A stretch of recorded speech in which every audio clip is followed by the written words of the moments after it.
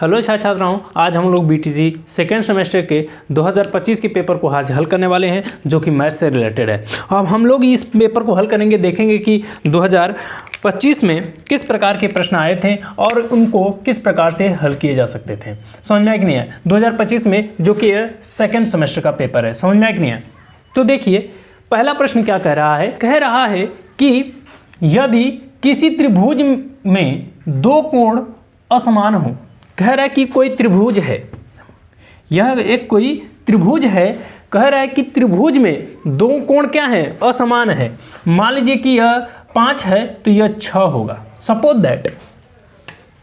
तो छोटा कोण के सामने की भुजा होती है। तो हम लोग जानते हैं कि जो कोण अगर असमान है, अगर कोण क्या है, असमान है, क्या है, असमान है, तो बड़े और छोटे कोण के सामने की भुजा जो होती है कैसी होती है, वह छोटी होती है। कैसी होती है? छोटी होती है। समझ में आया कि नहीं है? तो इस प्रकार से हम लोग कर लेंगे इस विकल्प को। देखते हैं प्रश्न नंबर दूसरा। प्रश्न नंबर दूसरा कहता है कि योग का तत्समक अवयव है।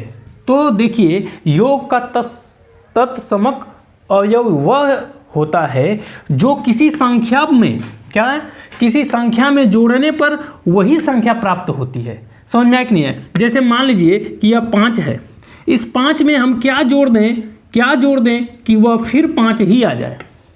तो अगर हम 5 में 0 जोड़ देंगे तो वह 5 आ जाएगा। यदि हम 5 में 1 भी जोड़ देंगे, अगर मान लो 1 जोड़ देंगे तो वह क्या हो गया, 6 हो गया। अगर हम इसमें -1 जोड़ देंगे तो क्या हो जाएगा, 4 हो जाएगा। लेकिन वही संख्या प्राप्त नहीं होगी, इसलिए यह पहला विकल्प गलत है, दूसरा विकल्प भी गलत है, तीसरा विकल्प क्या है, सही है। समझ में आया कि नहीं है? अगला जो है प्रश्न है, वह प्रश्न क्या कह रहा है। अगला प्रश्न कह रहा है कि 5x(y² में यक्स का गुणांक, यक्स का गुणांक बोल दिया है, तो यक्स को छोड़कर बाकी सभी लोग क्या हैं, वह क्या हो जाएंगे, अचर हो जाएंगे, चाहे वो चर हो या अचर हो। तो समझ में आया कि नहीं आया? तो यक्स को छोड़ देंगे। अब यहाँ पर देखेंगे कि हमारे पास क्या है, 5x(y² है। तो अब यहाँ में क्या है, 5 को हटा दें, तो 5 को हटा दिए तो हमने पाया क्या कि 5y² बचा। तो यही हो जाएगा। ये 5 तो होगा नहीं, ये गलत हो गया। दूसरा का जो है सही हो गया और बाकी सब विकल्प क्या हो गए, गलत हो गए। समझ में आया कि नहीं है? इस प्रकार से कभी भी आपको इस प्रकार के प्रश्न दे तो आप तुरंत जो है, अगर y का पूछा होता तो आप y को इसी प्रकार से बता लेते। समझ में आया कि नहीं है? अब चलते हैं हम लोग अगले प्रश्न की तरफ। अगला प्रश्न क्या कहता है? अगला प्रश्न कहता है कि किसी पूर्णांक का योगात्मक प्रतिलोम ज्ञात करने के लिए उसमें गुणा किया जाता है। किसी भी संख्या का योगात्मक प्रतिलोम ज्ञात करने के लिए उस संख्या में -1 से क्या किया जाता है, गुणा किया जाता है। क्या किया जाता है? गुणा किया जाता है। तो यह बोला है कि हमको क्या करना पड़ेगा। मान लीजिए कि हमको 10 में 10 का हमको क्या पता करना है, योगात्मक प्रतिलोम ज्ञात करना है। तो हमको क्या करना पड़ेगा, -1 से क्या करना पड़ेगा, गुणा करना पड़ेगा। तो हो गया क्या, 10, वो भी किस में, माइनस में। सेम उसी प्रकार से अब यहाँ पर बोला है, हमने क्या किया है, -1 का गुणा किया है। तो यहाँ पर देखेंगे कि 0 से गुणा करना होगा, नहीं 0 से गुणा नहीं करना होगा। 1 से करना होगा, नहीं 1 से भी गुणा नहीं करना होगा। बारी है किसकी, -1 की। तो हाँ, हमें -1 का गुणा करना होता है जब किसी संख्या का, किसी पूर्णांक का क्या करना होता है, योगात्मक प्रतिलोम ज्ञात करना होता है। तो उसमें हमको क्या करना पड़ता है, -1 का क्या करना पड़ता है, गुणा करना पड़ता है। समझ में आया कि नहीं आया? चलिए हम लोग प्रश्न नंबर 5 को देखते हैं। प्रश्न नंबर 5 क्या कहता है? प्रश्न नंबर 5 कहता है कि परिमेय संख्या, क्या, परिमेय संख्या 6/-5, और यहां पर लिख भी दे रहा हूं,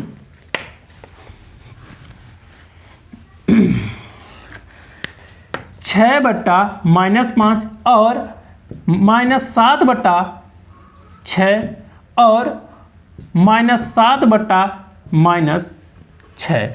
अब यह कह रहा है कि में कौन बड़ी है, इसमें यह बड़ी है संख्या कि यह संख्या बड़ी है कि यह परिमेय संख्या बड़ी है। तो इन परिमेय संख्या में से बड़ी संख्या छांटने के लिए यहाँ पर देखिए सिंपल सी बात है, यहाँ पर हमें यहाँ पर देख सकते हैं यहाँ पर क्या दिख रहा है, माइनस दिख रहा है। माइनस जो होता है, जो प्लस जो होता है माइनस से सदैव बड़ा होता है। तो यहाँ से हम स्वयं सीधे सीधे छांट सकते थे। कैसे कि यह वाला माइनस जो है, यह वाला माइनस हटेगा नहीं, ये तो ऐसे ही रह गया, मतलब कि यह हो गया -6/5। तो यह माइनस तो सेम उसी प्रकार से रह गया, हटा तो नहीं। यह क्या है -7/6, ये भी नहीं हटा। लेकिन यहाँ पर माइनस से माइनस कट गया, यह किस में हो गया, यह 7/6 प्लस में आ गया ना, यह किस में आ गया, प्लस में आ गया। यहाँ पर माइनस नहीं है। तो हम क्या जानते हैं कि प्लस जो होता है माइनस से सदैव क्या होता है, बड़ा होता है। जिसे मान लीजिए कि यहाँ पर 1000 जो है माइनस में है और यहाँ पर जो है 0.00001 है, तो कौन बड़ा है, यही बड़ा हो जाएगा क्योंकि यह माइनस में है और यह प्लस में है। तो अब यहाँ पर हम क्या देखेंगे, यहाँ पर यह तो क्या है, इससे यह नहीं बड़ा है, यह नहीं बड़ा है, यही वाला बड़ा है। तो यह तीसरा विकल्प क्या हो जाएगा, सही हो जाएगा। समझ में आया कि नहीं आया? मैं तीनों प्रश्नों को एक बार फिर से दोहरा देता हूँ समझने के लिए। यह प्रश्न जो बोल रहा था कि यदि त्रिभुज में दो कोण असमान हो, कोई त्रिभुज है जिसमें दो कोण असमान हो, तो ये जान लो चाहे वो बड़ी हो या छोटी हो, उन कोण के सामने वाली जो भुजा होती है वह सदैव कैसी होती है, सदैव छोटी होती है। समझ में आया कि नहीं आया?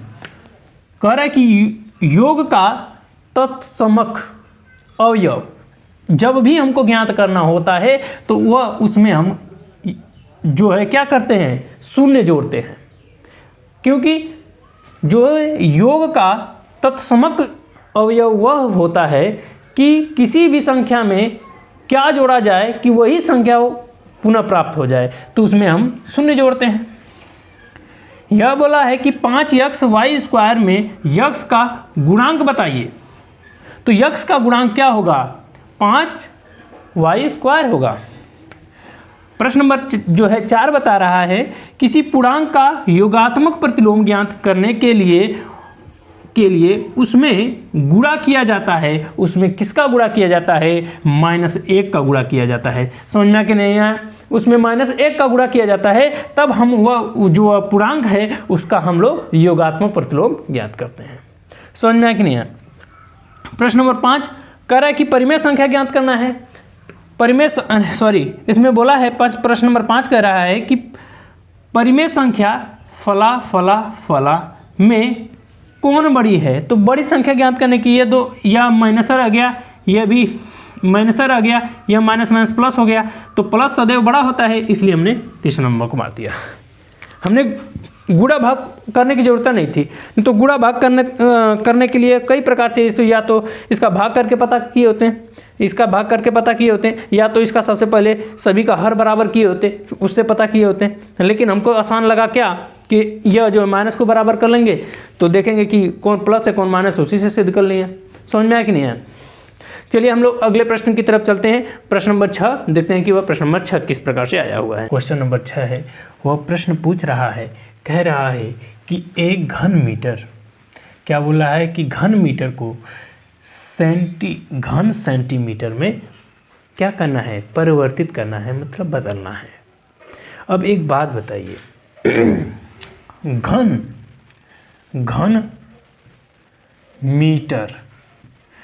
मीटर का मतलब यह होता है, इसका मतलब यह हो गया कि मान लीजिए कि 1 है तो उसका कितनी बार, 3 बार गुणा किया गया होगा। समझ में आया कि नहीं आया? और यह बोल रहा है कि मीटर है, क्या बोला है कि मीटर को बदलना है किसमें, सेंटीमीटर में। इसको किस में बदलना है, सेंटीमीटर में बदलना है। अब एक बात बताइए, हम जानते हैं कि 1 मीटर बराबर क्या होता है, 100 सेंटीमीटर होता है। क्या होता है, 100 सेंटीमीटर होता है। तो अब यहाँ पर हम देख पा रहे हैं कि इस घन मीटर को इस प्रकार से लिखा गया होगा ना। तो क्या हम लोग एक जो यहाँ पर मीटर है, मतलब इसको हम लोग इस प्रकार, यह वाली प्रक्रिया इस प्रकार से हुई होगी कि 1 मीटर गुणे 1 मीटर गुणे 1 मीटर, इस प्रकार से हुई होगी। तो हमको बदलना है सेंटीमीटर, तो जहाँ जहाँ पर 1 लिखा है उसको क्या लिखना पड़ेगा, 100 लिखना होगा। 100 गुणे 100 गुणे 100। अब यहाँ पर जब हम पाएंगे क्या, 2 2 4 2 6, मतलब कि क्या आ गया, गुणा करने पर 6 जीरो बन गया, मतलब इकाई, दहाई, सैकड़ा, हजार, 10,000, लाख। 10 लाख जो है, अब यह किसमें बना, घन सेंटीमीटर में बना। ठीक है, आया समझ में। क्या बोल रहा है कि 1 घन सेंटीमीटर को क्या है, 1 घन मीटर को घन सेंटीमीटर में बदलने के लिए हम लोग इस प्रकार से बदल सकते हैं। समझ में आया कि नहीं आया? इस प्रकार से हम इसको बदल सकते हैं। जहाँ पर जो प्रश्न आपको समझ में नहीं आए आप तुरंत पूछ सकते हैं। समझ में आया कि नहीं आया? अब चलते हैं हम लोग अगले प्रश्न को, जो प्रश्न नंबर 7 दिया है। देखते हैं कि प्रश्न नंबर 7 किस प्रकार से पूछा गया था और प्रश्न नंबर 7 को हम किस प्रकार से हल कर सकते थे।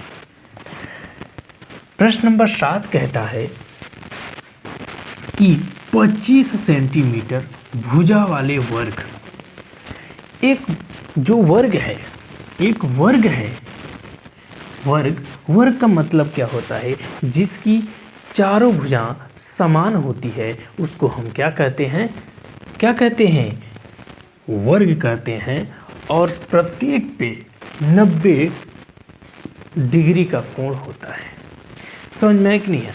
तो अब यहाँ पर क्या बोल रहा है कि 25 सेंटीमीटर, इसका मतलब ये भी 25 होगा, ये भी 25 होगा।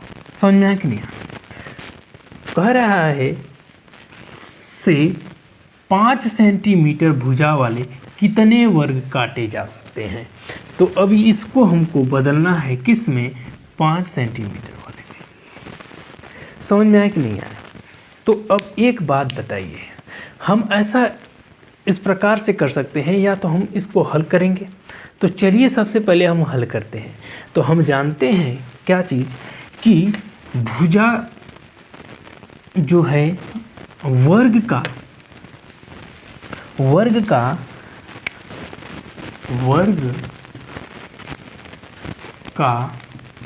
क्षेत्रफल फल बराबर क्या होता है, भुजा का स्क्वायर होता है। क्या होता है, भुजा का स्क्वायर होता है क्या, वर्ग का क्षेत्रफल। तो अब हम यहाँ पर ज्ञात कर लेते हैं बड़े वाले का। यहाँ पर लिख देते हैं कि बड़े वर्ग का क्षेत्रफल, बड़े वर्ग का क्षेत्रफल क्या है, 25 है। तो मतलब 25 गुणे 25, इसका वर्ग हमने याद किए थे, हम लोग छोटे थे तो हमको याद है क्या, 625 इसका वर्ग आएगा इसका गुणा करने पर। अब बोल रहा है कि छोटे वाला का जो तो काटना है, छोटे वाले वर्ग का क्या होगा। तो हम क्या करते हैं, यहाँ पर लिखेंगे कि छोटे वर्ग का क्षेत्रफल 5 गुणे 5। तो हमको पता है कि 5 का गुणा 5 में करते हैं तो क्या आता है, 25। समझ में आया कि नहीं आया? तो यह बोला है कि कितने टुकड़े किए जा सकते हैं। तो हम ज्ञात करने के लिए अब यहाँ पर लिखेंगे क्या चीज़, कि कुल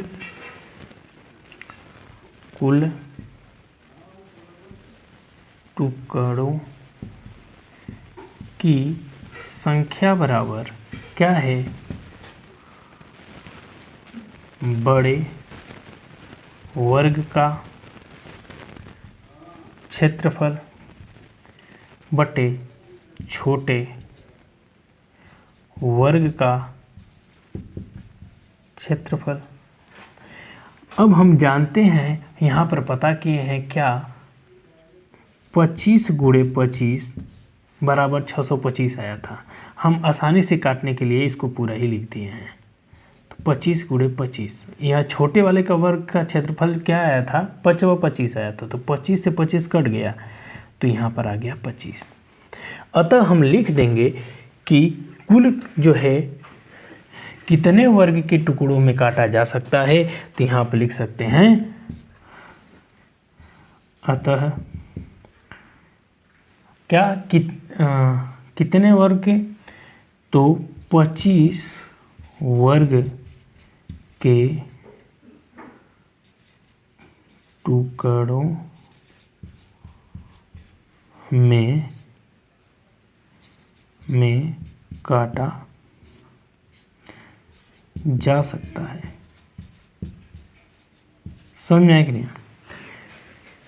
अतः हमने ज्ञात कर लिया कि हम लोग 25 सेंटीमीटर भुजा वाले वर्ग को अगर 5 सेंटीमीटर भुजा वाले वर्ग में काटेंगे तो हम लोग पाएंगे कि उतने भुजा 25 टुकड़े जो है उस वर्ग के हो जाएंगे। समझ में आया कि नहीं आया? चलते हैं हम लोग अगले प्रश्न की तरफ। अगला प्रश्न क्या कहता है, अगला प्रश्न क्या कह रहा है देखते हैं और उसको समझ के उसको हल करने का प्रयास करते हैं।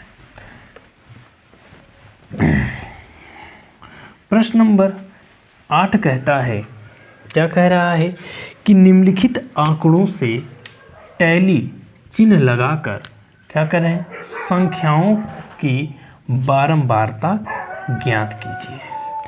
टैली चिन्ह लगाने के लिए बोल दिया है, ठीक है। वैसे तो ज्ञात करते तो हम बहुत आसानी से बता दे सकते थे, लेकिन ये टैली चिन्ह लगाने के लिए बोल दिया है। तो हम लोग क्या करते हैं, सबसे पहले इन आंकड़ों को लिख लेते हैं और टैली चिन्ह बना लेते हैं, ठीक है। यहाँ पर पहले क्या है, 5 दिया है, 6 दिया है, उसके बाद 8 दिया है, 13 दिया है, 8 दिया है, फिर 8 दिया है, फिर 5 है, 5 है, फिर 13 है, फिर 8 है। इस प्रकार के अंक दिए हुए हैं। तो हम क्या करते हैं, पहले लिख लेते हैं और उनका एक टैली चिन्ह बना लेते हैं। कोई भी टैली चिन्ह, कोई भी चिन्ह बना लेते हैं कि वो कितने के बराबर है, ठीक है। तो हम क्या करते हैं, यहाँ पर ये लिखा हुआ है 5, ये है 6, ये है 8, 5 8, फिर ये है 13। 5 लिख दिए हैं, 6 लिख दिए हैं, 8 लिख दिए हैं, 13 लिख दिए हैं, 8 5 13, ये सही है, ठीक है। अब हम क्या करते हैं, यह बोल रहा है, ठीक है, ये कह रहा है कि टैली चिन्ह द्वारा बताइए, ठीक है। तो अब हम यहाँ पर लिखें, ये देखिए 5 एक गो है, 5 2 गो है, तो यहाँ पर लिख देंगे कि ये 5 2 गो हो गया, ठीक है। अब आगे लिखा हुआ है कि 6 गो है, 6 एक है, तो 1 लिख दिए। फिर क्या लिखा है, 8 8 गो 1 गो 2 गो 3 गो 8 है, तो इस प्रकार से 3 गो 8 कर लेंगे। फिर इसके बाद 13 का 1 2 2 13 है, 2 13। अब सबसे ज़्यादा कौन सी संख्या आएगी, वही तो बारंबारता का क्या होगा, बारंबारता का जो है बहुलक होगा ना। बहुलक ज्ञात करने के लिए बोला है कि क्या ज्ञात करने के लिए, क्वेश्चन अपूर्ण लग रहा है मुझे। लेकिन अगर बाय चांस ये बहुलक पूछा होता, सपोज दैट, तो हम इसका बहुलक ज्ञात करते हैं, तो सबसे ज़्यादा जो संख्या आई रहती है उसी को हम बता देते हैं कि यह बहुलक है, ठीक है। शायद ये पूरा है, तो ये टैली चिन्ह के पूछा होगा करने के लिए, तो हमने टैली चिन्ह इनका बना दिया है। बस यही बताना था। अगर यहाँ पर बहुलक ज्ञात करने के लिए होता तो हम बता देते कि 8 इसमें बहुलक है। समझ में आया कि नहीं आया? चलिए हम लोग अगले प्रश्न की तरफ चलते हैं, देखते हैं कि अगला प्रश्न क्या कह रहा है, उसको किस प्रकार से हल किया जा सकता है। समझ में आया कि नहीं आया? अगला प्रश्न कह रहा है कि जो बीजगणितीय व्यंजक है, क्या है, व्यंजक कौन है, 5x² ये सभी को क्या करना है, को सरल कीजिए। मतलब हम इसको जुड़ता है तो जोड़ दें, घटता है तो घटा दें, जो इच्छा है वो कर लें। अब यहाँ पर हम सबसे पहले प्रश्न लिख लेते हैं। प्रश्न क्या कह रहा है कि 5 square plus 7x plus 8z plus 3xy, फिर उसके बाद है माइनस 7x स्क्वायर गुणे 2x square minus 6z plus 10। अब यहाँ पर जो भी दिखाई दे रहा है आपको, सबसे पहला कार्य करते हैं। हम लोग को पता है कि जब भी सरल करें तो हमको याद रहे कि सबसे पहले हम लोग को रेखा कोष्ठक हल करना रहता है, फिर उसके बाद छोटा कोष्ठक, उसके बाद मझला, फिर बड़ा कोष्ठक हल करते हैं। लेकिन यहाँ पर कोष्ठक नहीं है तो भी हमें एक चीज़ का और का ध्यान देना पड़ता है सरलीकरण में। सबसे पहले हमको भाग करनी होती है, फिर उसके बाद गुणा करना होता है, फिर उसके बाद जोड़ना होता है, फिर उसके बाद घटाना होता है। समझ में आया कि नहीं? तो यह प्रक्रिया होती है किसी भी सरलीकरण को हल करने की। तो हम इसको इस प्रकार से हल करते हैं। समझ में आया कि नहीं आया? तो अब यहाँ पर सबसे पहले गुणा दिख रहा है तो गुणा कर लेते हैं। तो गुणा कर लेते हैं, सबको उतार लेते हैं। सबसे पहले x plus 7xy plus 8z plus 3xy। अब यहाँ पर एक गुणे का चिन्ह है, ठीक है। हो सकता है कि मैं इस प्रश्न को गलत उतारा हूँ। अगर गलत उतारा होगा को भी कोई बात नहीं, यहाँ पर गुणे का चिन्ह की जगह पे हो सकता है कि धन का चिन्ह हो। लेकिन अगर गुणे का चिन्ह है तो गुणा करें। जो भी आप नियम को समझिए, नियम को समझ जाएंगे तो सवाल आप कर पाएंगे, ठीक है। तो यहाँ पर देखेंगे कि जब हम इसका गुणा करेंगे तो सारे अंक तो एक जैसे तो है नहीं, लेकिन यहाँ पर क्या है, प्लस, यहाँ पर माइनस है, यहाँ पर प्लस है, तो यहाँ पर हो जाएगा क्या, माइनस। प्लस माइनस माइनस होता है। अब क्या करेंगे, गुणा करेंगे तो 7 दूना के 14 हो गया। 2 गो x यहाँ पर था, 8 और आ गया तो यहाँ पर हो गया 3x और y वैसे ही उतर गया। यहाँ पर समापन हो गया, ये बचा 7z 10। समझ में आया कि नहीं? अब इस सवाल को आगे देखते हैं कि आगे क्या दिया, इसको आगे और क्या कर सकते हैं। देख रहे हैं कि घात जो है, सबसे पहले इन घातों को बराबर करते हैं, इधर उधर कर लेते हैं, ठीक है। यह किसी से घटेगा, यह इससे घट सकता है और यह इसके साथ आ सकता है और इसको। तो सबसे पहले हम बड़े घात को लिख लेते हैं कि -14। फिर उसके बाद उससे छोटा घात क्या है, +5 x स्क्वायर प्लस 7xy। फिर क्या है, +3xy। ये ख़त्म हो गया, बचा क्या, +8z माइनस 6z। फिर समाप्त हो गया, सब लिखा गया है, +10। यहाँ तक करने के बाद अब हम लोग क्या करेंगे, यह तो किसी से घटने योग्य नहीं है, इसको इसी तरह उतार देंगे, ठीक है। अब इसको उतारने के बाद हमारे पास क्या आ गया, यह वाली चीज़ आ गई। यहाँ पर स्क्वायर है और कहीं पे स्क्वायर दिख नहीं रहा है तो यहाँ पर लिख देंगे 5x स्क्वायर। अब यहाँ पर क्या है, 7xy दिया है और 3xy है। जब ये दोनों प्लस हैं तो प्लस जब जुड़ेंगे तो क्या आ जाएगा, 10xy हो गया। समझ में आ रहा है कि नहीं आ रहा है? आगे देखेंगे कि यहाँ पर क्या दिख रहा है, +8 दिख रहा है, यहाँ पर -6 दिख रहा है। तो अभी दोनों को घटा देंगे तो घटाने के बाद आएगा क्या, 8z, ठीक है। फिर उसके बाद ये +10, ये उतर गया। अब इससे ज़्यादा सरलीकरण कर पाना संभव नहीं लग रहा है, तो यही क्या होगा, आंसर होगा। इससे भी ज़्यादा अगर सरल हो जाएगा तो उसको आंसर कहा जा सकता है, लेकिन फ़िलहाल के लिए मेरे हिसाब से यही आंसर रहा। समझ में आया कि नहीं आया? चलते हैं हम लोग अगले प्रश्न की तरफ। देखिए, जो भी प्रश्न आपको समझ में नहीं आए आप तुरंत पूछिए कमेंट द्वारा, या फिर आप लोग कहीं पे हैं तुरंत आप किसी भी प्रश्नों पे बता दीजिएंगे कि ये बताइए, तो हम बता देंगे। चलिए हम लोग क्या करते हैं, अगले प्रश्न की तरफ चलते हैं। अगला प्रश्न क्या कहता है, देखते हैं, अगले प्रश्न को हल करते हैं। अगला प्रश्न में एक डिफिनेशन दिया हुआ है, पूछा है कि आप क्या करिए कि परिमेय संख्या की क्या करिए, परिभाषा लिखिए। परिमेय संख्या की परिभाषा। परिमेय संख्या वह संख्या होती है जिस संख्या को हम P/Q के रूप में लिख सकते हैं, उसको बोलते हैं परिमेय संख्या। परिमेय संख्या सदैव जो है P/Q के रूप में होती है। P और Q दोनों पूर्णांक होता है, लेकिन Q कभी भी 0 नहीं हो सकता, मतलब Q कभी शून्य नहीं हो सकता है। ठीक है, इसको हम लोग लिख देते हैं क्या चीज, परिमेय संख्या वह संख्या होती है जिसे हम P/Q के रूप में लिख सकते हैं, जिसे हम क्या कर सकते हैं, P/Q के रूप में लिखा जा सकता है, जहां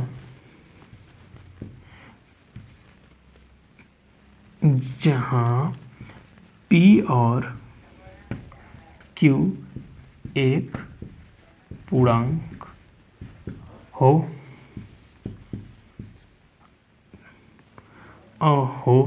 तथा Q बराबर 0 हो। समझ में है कि नहीं है? जहां पर Q के बराबर 0 नहीं होना चाहिए, उसी संख्या को हम बोलते हैं क्या, परिमेय संख्या। ये हुआ डिफिनेशन, परिभाषा, जो 10वें क्वेश्चन में पूछा था कि परिमेय संख्या किसे कहते हैं, उसकी परिभाषा लिखिए। हमने क्या किया, परिमेय संख्या की परिभाषा लिख दिया है। समझ में आया कि नहीं आया? जो भी प्रश्न आपको नहीं समझ में आए तुरंत पूछिएगा। चलते हैं हम लोग अगले प्रश्न की तरफ। अगला प्रश्न क्या कहता है देखते हैं और उसे हल करते हैं।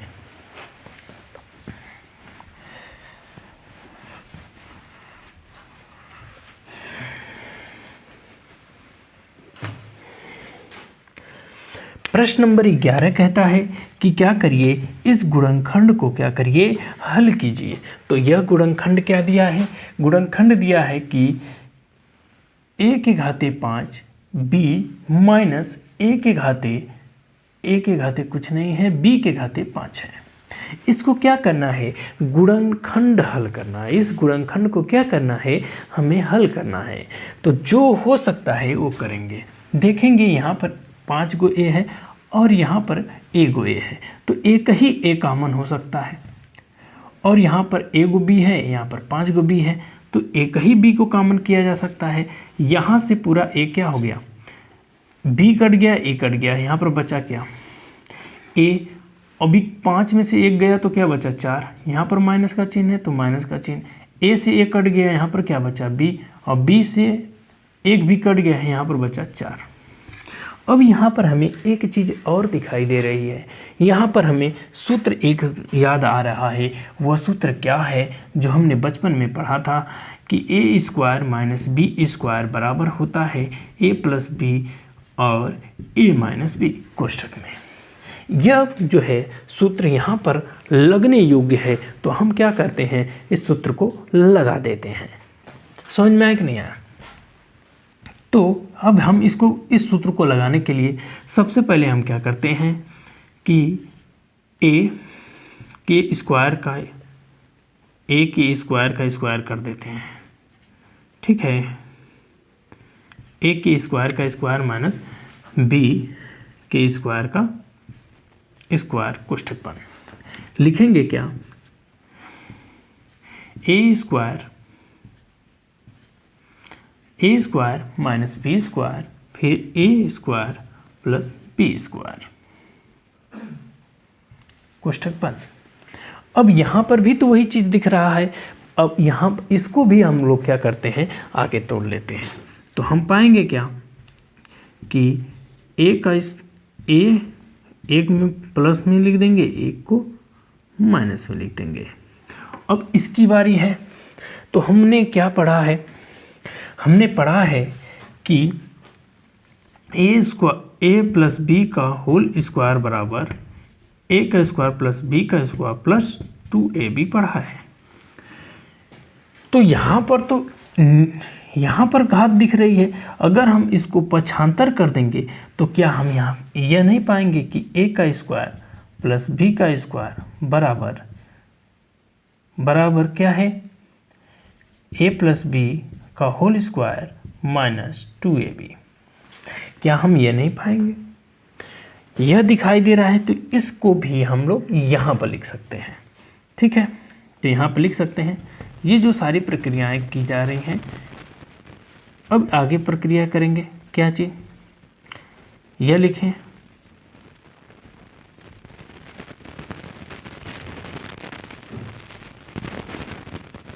इसको पहले लिख लेते हैं ऐसे ही, फिर अगले कोष्टक में इसको हल करेंगे। ठीक है, यहाँ तक हो गया। यह जो कह रहा है क्रिया करने के लिए, हम इसको लिख देंगे यहाँ पर कि a प्लस बी का होल स्क्वायर। यहीं पे छोड़ सकते थे, लेकिन हमने क्या किया है, यहीं पे न छोड़ने के बजाय हमने क्या किया है, इसको एक आगे बढ़ा दिया, एक स्टेप।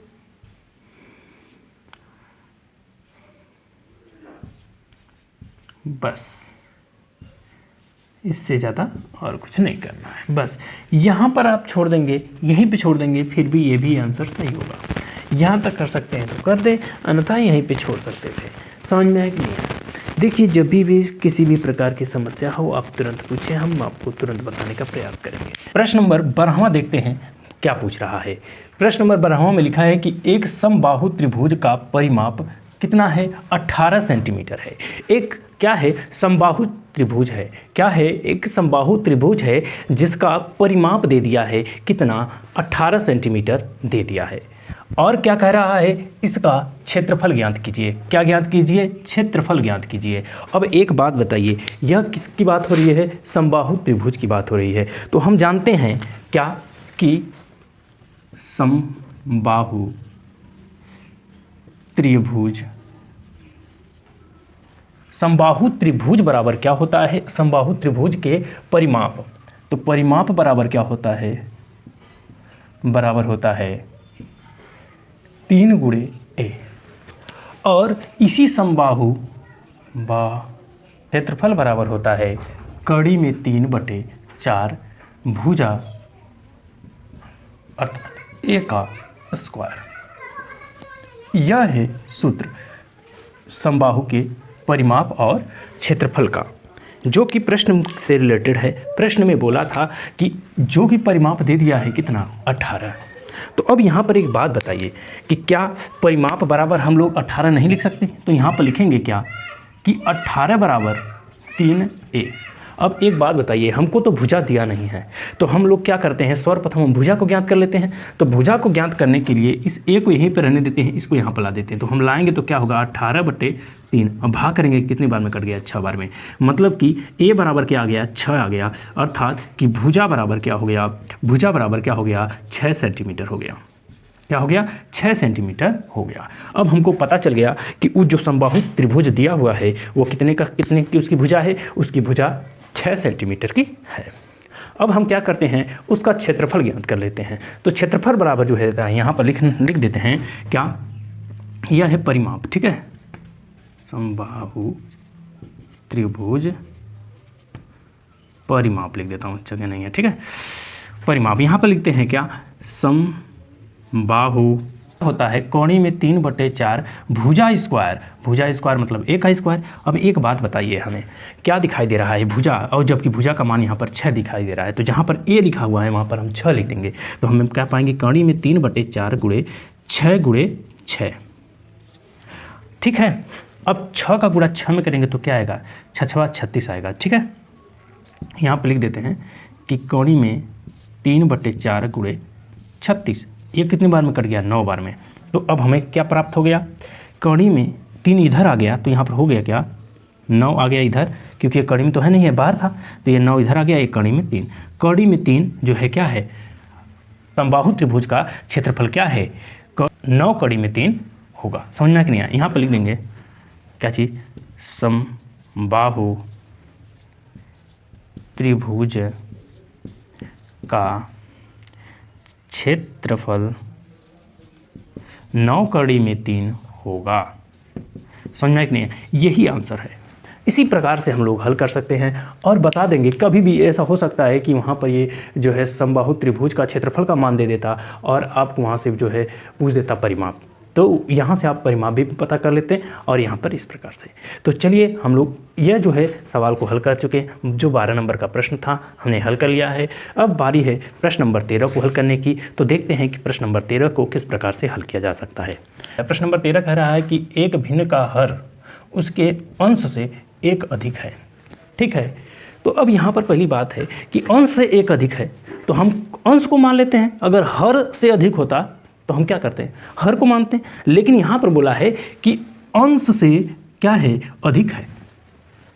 तो अब यहाँ पर लिखेंगे क्या चीज़ कि माना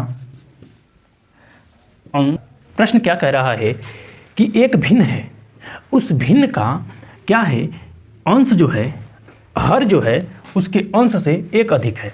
यहाँ पर यक्स होगा तो उससे एक अधिक होगा क्या, हर, तो वह यह बन गया पहला समीकरण। ठीक है, अब दूसरे समीकरण में क्या कह रहा है, दूसरा समीकरण कह रहा है कि हर और अंश दोनों में एक घटा देने पर, तो हर में से एक घटा दिए, अंश में से भी एक घटा देंगे, मतलब अंश से एक घटा दिए और यहाँ पर हर से भी एक घटा देंगे, तो आंसर हमारा कितना आना चाहिए, 1/2 आना चाहिए। ठीक है, तो अब यहाँ पर हल करते हैं। तो यहाँ पर हो गया क्या, x - 1, यहाँ पर हो गया x + 1 - 1 = 1/2। अब इसको घटा देंगे तो क्या आएगा, x - 1 और यहाँ पर हो गया, ये तो घट गया तो 1 से 1 जाएगा तो 0 हो जाएगा, तो 0 पर मतलब नहीं है, 1/2। अब इसका गुणा इसमें करेंगे, इसका गुणा इसमें करेंगे, तो x बराबर क्या हो जाएगा, यहाँ पर आ गया -1। अब इसका गुणा करें तो यहाँ पर आ गया, ये बराबर आ गया x। ठीक है, अब एक चीज़ और कर सकते हैं, इसका गुणा इसमें, इसका गुणा इसमें कर सकते हैं। ठीक है, तो ये जब इसका गुणा इसमें करेंगे तो क्या होगा कि 2x, इसको इधर लाते हैं, इसको इधर लाते हैं, तो हमारे पास क्या हो जाएगा, जब इधर लाएंगे तो हमारे पास x - 1 x और 2x हो जाएगा। 2x - x बराबर 2। अब इससे इसको घटाएंगे तो क्या होगा, x, और जब यहाँ पर ये तो घट गया तो यहाँ पर आ गया 2। अब हमारे पास मान क्या आ गया, x बराबर क्या आ गया, x का मान आ गया 2। अब बारी है, अब इसका मान जो है समीकरण 1 में रख देते हैं। तो x का मान यहाँ पर लिख देंगे कि x का मान समीकरण 1 में रखने पर, जब रखेंगे तो हमारा समीकरण क्या था, यह था। जब रखेंगे तो क्या आएगा, x की जगह पे 2 रखना है, रख दिए, यहाँ पर 2 आ गया और यहाँ पर 3। समझ में आया कि नहीं आया? अब यहाँ पर बोला था कि क्या है, भिन्न ज्ञात कीजिए, यहाँ पर लिख देंगे कि अतः वह भिन्न क्या होगी, 2/3 होगी। समझ में आया कि नहीं आया? वह भिन्न क्या होगी, 2/3 होगी। क्या कहता है, प्रश्न नंबर 14 कह रहा है कि x + 1/x बराबर 3 दिया है, तो हमें मान ज्ञात करना है किस चीज़ का, x² + 1/x का मान ज्ञात करना है। तो अब यहाँ पर एक बात ध्यान दीजिए कि यह किस में आता है। एक सर्वसंख्या हमको याद आ रही है, वह सर्वसंख्या क्या थी कि x + y बराबर क्या होता था कि x² + y² + 2ab होती थी। यह एक सर्वसंख्या है जो कि हम लोग छोटे क्लासों में पढ़े हैं। तो अब यहाँ पर हमको ये जो दिखाई दे रहा है, यहाँ तक का मान ज्ञात करना है, और जबकि यहाँ का मान दे ही दिया है। तो इसी सर्वसंख्या पे हम क्या करते हैं, मान को रख देते हैं। जब मान को रखेंगे तो क्या करेंगे, सबसे पहले उस मान को लिख लेते हैं। क्या है कि x + 1/x का होल स्क्वायर बराबर क्या होगा, x का स्क्वायर प्लस क्या होगा, 1/x का होल स्क्वायर प्लस 2x गुणे 1/x। ठीक है, यह होगा। तो अब हम यहाँ पर देख रहे हैं क्या चीज़ कि यहाँ पर इसका मान दिया है, इसका मान तो दिया नहीं है, तो जो जिसका मान दिया है उसी को लिखते हैं। तो यहाँ पर इसका मान क्या दिया है, यह कह रहा है कि यह 3 के बराबर होगी, तो यहाँ पर लिखेंगे 3 का होल स्क्वायर बराबर x का स्क्वायर 1/x का स्क्वायर प्लस ये x से x कट गया, क्या बचा 2। समझ में आया कि नहीं है? अब ये 2 जब इधर आएगा तो क्या होगा, लिखेंगे कि अब ये इसका गुणा कर लेंगे तो 3 तरीके 9, अब ये जो प्लस जब इधर आया तो क्या हो गया, माइनस हो गया, बराबर एक्स स्क्वायर प्लस 1/x² हो गया। समझ में आ गया ना। अब 9 में से 2 गया तो क्या बचा, 7 बचा, और एक्स स्क्वायर प्लस 1/x² हो गया। अब जो कि हमको पूछा था क्या कि एक्स स्क्वायर प्लस 1/x² बराबर क्या होगा, तो क्या होगा, 7 होगा। समझ में आया कि नहीं आया। जो 14 नंबर का जो प्रश्न था यही इस प्रश्न पूछना चाह रहा था, जो कि हमने बता दिया। अब देखिए प्रश्न नंबर 15 क्या कहता है। प्रश्न नंबर 15 कहता है कि एक क्या है, घनाभ है। घनाभ मतलब जिसके पास लंबाई भी होगी, चौड़ाई भी होगी, ऊंचाई भी होगी।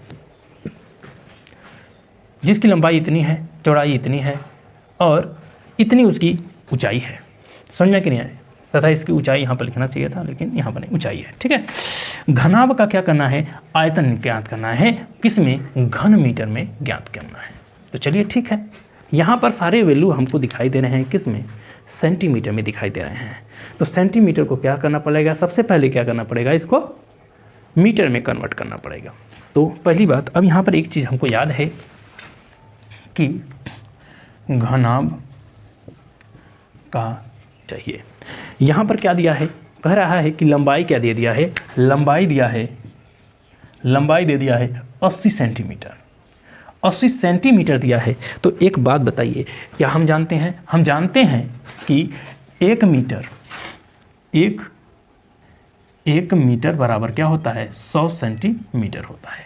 यही हमको पता है कि क्या होता है, 1 मीटर बराबर 100 सेंटीमीटर। तो यहाँ पर ये सेंटीमीटर में है तो इसको हमको मीटर में बदलना पड़ेगा, अर्थात यहाँ पर भाग करनी पड़ेगी। तो यहाँ पर भाग करेंगे किससे, वो 80/100, तो ये क्या लिखाएगा, अब मीटर हो जाएगा।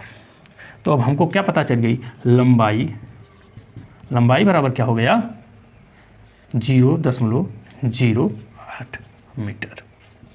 समझ में आया कि नहीं आया, यह हमको पता हो चुकी है। अब बारी है कि चौड़ाई ज्ञात करने की। तो चौड़ाई बराबर क्या दे दिया है, चौड़ाई बराबर दे दिया है 40 सेंटीमीटर। तो यहाँ पे लिखेंगे कि 40 सेंटीमीटर। अब 40 को मीटर में बदलने के लिए 100 से क्या करना पड़ेगा, भाग करना पड़ेगा। तो हम पा जाएंगे कि 100 से भाग करने के बाद क्या आ गया, 0.04 मीटर। समझ में आया कि नहीं। आगे क्या दिया है, ऊंचाई क्या दिया है, ऊंचाई बराबर क्या दे दिया है, कह रहा है कि 1 मीटर 20 सेंटीमीटर। तो यहाँ पर क्या दिखाई दे रहा है, 1 मीटर और 20 क्या है, सेंटीमीटर है। तो यहाँ पर हो जाएगा कि 20, पहले जो ये मीटर तो खुद ही है, इसको नहीं बदलना है, सेंटीमीटर को क्या कर देना है, मीटर में बदल देना है। तो यहाँ पर हो जाएगा इस प्रकार से प्रक्रम। तो अब यहाँ पर क्या हो जाएगा, भाग देने पर आएगा 0.2। फिर यहाँ पर अब पूरा जब मान निकालेंगे तो क्या हो जाएगा, 1.0 क्या हो गया, ये भी मीटर में हो गया। हमने सबसे पहले क्या किया है, सबको मीटर में बदल लिया है। जैसे कि प्रश्न में पूछा था कि मीटर में हमको क्या करना है, ज्ञात करना है, किसको, घनाभ का आयतन को। समझ में नहीं आया। तो घनाभ के आयतन का जो सूत्र क्या हमने पता किया था, लंबाई गुणे चौड़ाई गुणे ऊंचाई है। तो लंबाई कितना हमको पता है, यहाँ पर लिख देंगे कि घनाभ की का होगा ना, का आयतन बराबर क्या है, लंबाई गुणे चौड़ाई गुणे ऊंचाई। ठीक है, तो लंबाई कितना हो गया है, लंबाई हो गया है। ऐसा करते हैं कि भाग करने में आसानी हो, इसलिए हम लोग इसको रहने देते हैं, बाकी सबको यहाँ यही वाले को उतार लेते हैं। तो क्या होगा, लंबाई क्या है, 80/100 है, और ऊंचाई कितना है, 40/100 है, और इसका मान क्या दे दिया है, 0.20। अब इसको भी अगर बदलेंगे तो यहाँ पर हो जाएगा कितना, 100। इस प्रकार का हो गया। अब जबकि हमको गुणा भाग करने में आसानी होगी। अब ये 0 से 0 कट गया, इस 0 से ये 0 कट गया, इस 0 से ये 0 कट गया। अब यहाँ पर क्या है, काटते हैं। ये कितनी बार में कटा, 4 बार में। ये कितनी बार में कटा, 5 बार में। ये कितनी बार में कटा, जो है 2 बार में। ये कितनी बार में कटा, 5 बार में। फिर ये कितनी बार में कटा, 6 बार में। ये कितनी बार में कटा, 5 बार में। ठीक है, अब कोई कटने योग्य दिखाई नहीं दे रहा है। ठीक है, क्योंकि सारे सम विषम दिखाई दे रहे हैं। तो अब क्या करेंगे, गुणा करेंगे। तो 25 5 25 25 25 125 हो गया। तो यहाँ पर लिखेंगे 125, और यहाँ पर क्या हो गया, 2 चौको 8, और 8 छक 48 हो गया। ठीक है, अब यहाँ पर इस प्रकार का दिखाई दे रहा है। तो अब इसको हम भाग करेंगे तो देखते हैं, यहाँ पर पाएंगे कि 0.384 क्या होगा, घन मीटर होगा। क्या होगा, घन मीटर होगा।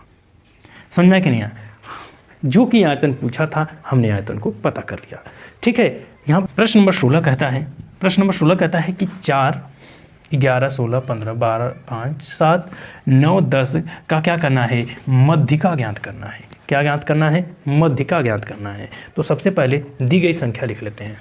क्या दिया है, 4 दिया है, 11 दिया है, 16 दिया है, 15 दिया है और 12 दिया है, 5 दिया है, 7 दिया है, 9 दिया है, 10 दिया है। अब सबसे पहले इस संख्या को हम किस रूप में लिख लेते हैं, आरोही रूप में लिख लेते हैं। यहाँ पर लिखेंगे कि आरोही। अब पाएंगे कि यन का मान जो है यहाँ पर हमको पता कितनी है, कितने पदों की संख्या है। ठीक है, तो यहाँ पर लिख लेते हैं, पता कर लेते हैं कि कुल पदों की संख्या, कुल पदों की संख्या हमने अभी गणना की है तो कितनी आया था, 9 आया था। तो 9 क्या है, विषम है। 9 क्या है, विषम है। तो इसलिए मध्यिका क्या है, मध्यिका का सूत्र क्या होगा, n + 1/2 होगा और इसके ऊपर लिखेंगे वहाँ पद। ठीक है, आया समझ में? अब यहाँ पर क्या करते हैं, n का मान हमको पता हो गया है। n का मान क्या है, n का मान 9 है। तो अब यहाँ पर लिख लेते हैं कि n बराबर क्या है, 9 + 1/2 है। 2 से कट गया, ये कितनी बार में कटा, 5 बार में। अरे इसको जोड़ेंगे तो 10, अरे बार लिख ही देते हैं, क्या दिक्कत है। 10/2 कट गया, आ गया 5, मतलब कि 5वां पद। अब एक बात बताइए, 5वां पद गिनते हैं, 1 2 3 4 5, तो 5वां पद क्या आ गया, 10। तो यहाँ पर लिखेंगे क्या कि इसका मध्यिका, तो यहाँ पर लिखेंगे मध्यिका, जो कि प्रश्न में बोला था कि मध्यिका का मान ज्ञात करिए। तो यहाँ पर हमने मध्यिका का मान ज्ञात किया है। तो मध्यिका का मान क्या आया है, 10 आया है। प्रश्न नंबर 17, प्रश्न नंबर 17 कहता है कि यदि ABC और PQR एक क्या है, त्रिभुज हैं, जिसका AB का मान क्या दे दिया है, यहाँ पर लिखते हैं। दो ट्रायंगल हैं कि दो त्रिभुज जिसमें ABC, एक है ABC और एक है PQR। ठीक है, दो क्या हैं, त्रिभुज हैं जिसमें AB का मान क्या दे दिया है, A और B का मान 3.5 दिया है, तथा BC का मान क्या दे दिया है, BC का मान दिया है 7.1, तथा AC का मान दे दिया है 5। ये सारे जो मान दिए हैं सारे सभी सेंटीमीटर में है। ठीक है, लिखने की कोई आवश्यकता नहीं है, सेंटीमीटर में है। समझ में आया कि नहीं? अब बारी है पी क्यू को देखते हैं। कि पी कह रहा है कि पी क्यू जो है, ये जो पी क्यू है, पी क्यू का मान क्या है, 7.1 है। फिर कह रहा है कि क्यू आर का मान क्या है, क्यू जो है आर का मान क्या है, 5 है। फिर क्या है, पी आर का मान क्या है, पी आर का मान क्या दिया है, 3.5 दिया है। समझ में आया कि नहीं? ये सभी क्या है, सेंटीमीटर में है। लिख भी देता हूँ, बार बार बोलने से अच्छा है कि लिख दे रहा हूँ, centimetre centimetre centimetre centimetre centimetre. ठीक है, और यह बोला है कि सर्वागसम का मतलब होता है त्रिभुज के सारी भुजाएं, दोनों त्रिभुज की सारी भुजाएं क्या होती हैं, समान होती हैं। ठीक है, यहाँ पर लिख दे रहे हैं कि दोनों त्रिभुज, तो हम यहाँ पर लिख देंगे कि बराबर है। अगर बराबर मिले तो देखेंगे कि यह इसके बराबर है, और यहाँ पर लिख देते हैं पी क्यू जो कि क्या है, इतना सेंटीमीटर है। आगे क्या है, ए बी बराबर क्या दिया है, ए बी बराबर पी आर बराबर क्या है, 3.5 सेंटीमीटर। फिर उसके बाद क्या दिया है कि ए सी बराबर क्या दिया है, क्यू आर जो कि क्या है, 5 सेंटीमीटर है। अतः ये सारी भुजाएं एक दूसरे के बराबर हैं, इसलिए हम लिख सकते हैं कि त्रिभुज ए बी सी बराबर हैं त्रिभुज पी क्यू आर के। ये क्या है, दोनों त्रिभुज क्या हैं, सर्वागसम हैं। समझ में आया कि नहीं आया? इसी प्रकार से हम लोग हल कर सकते हैं। जैसे कि यहाँ पर मैंने देखा है यह इसके बराबर है और यह जो है इसके बराबर है और यह जो है इसके बराबर है। समझ में आया कि नहीं आया? इसी प्रकार से हम लोग हल कर सकते हैं। यह प्रश्न दिया हुआ है, इस प्रश्न को हल करते हैं। सबसे पहले तो हौजे का यहाँ पर दिया है आयतन। आयतन से हमने क्या कर लेना है, निकाल लेना है लंबाई गुणे चौड़ाई। तो यहाँ पर लिख लेते हैं कि हौजे की लंबाई, हौजे की लंबाई कितनी है, 5 मीटर, तथा हौजे की चौड़ाई कितनी है, 2 मीटर, तथा हौजे की ऊंचाई, ऊंचाई कितनी है, 1.5 मीटर है। ठीक है, अब यह इसका सबसे पहले हम आयतन ज्ञात कर लेते हैं। यहाँ पर लिखेंगे कि हौजे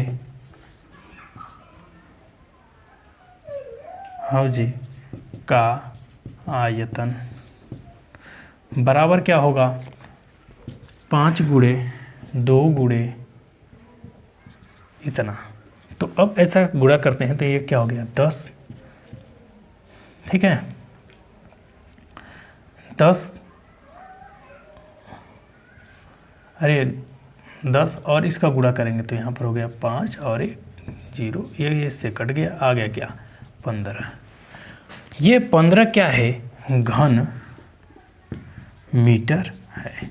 ठीक है, 15 घन मीटर हमको पता हो गया कि उसका कुल आयतन क्या होगा, हौदे का 15 घन मीटर होगा। तो अब यहाँ पर क्या कर लेते हैं कि मान हमको पता है कि 1 घन मीटर बराबर 1000 लीटर होता है। तो अब यहाँ पर लिख देंगे कि 15 गुणे 1000 बराबर क्या हो गया, 15,000 लीटर। अतः हौजे में कितना, 15,000 लीटर पानी होगा। यही ना पूछा था कि उसमें कितना पानी भरा है, तो उस हौजे में 15,000 लीटर पानी भरा हुआ है। समझ में आया कि नहीं आया? इसी प्रकार से कभी भी प्रश्न कोई आए तो हल कर सकते हैं। समझ में आया कि नहीं आया? अगर कोई